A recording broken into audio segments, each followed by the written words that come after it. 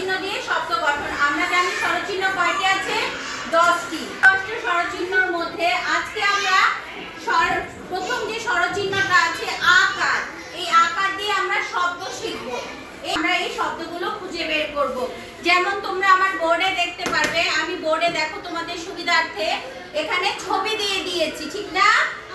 অনেকগুলো ছবি দিয়ে দিয়েছি। আমরা এখান থেকে আমাদের আজকে আমরা শব্দগুলো শিখব। তাহলে আমাদের প্রথম ছবিটা দেখো, এটা কি আছে? এটা কার ছবি বলো তো? বাবা।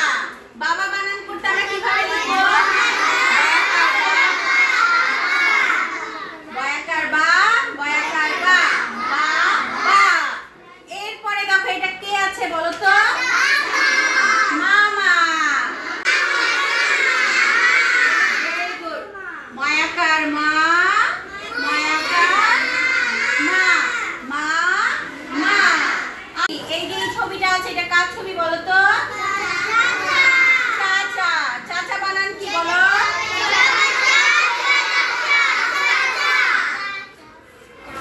চয়াকার চা, চয়াকার চা, চা চা। এরপরে দেখো এটা কার ছবি আছে? দাদা। দাদা একটু বুড়ো হয়ে গেছে না? হ্যাঁ, তাহলে দাদা বানান কি বলো তো? দয়াকার দা, দয়াকার দা, দাদা। এরপরে দেখো আমাদের লাস্ট যে ছবিটা আছে এটা কে বলো তো?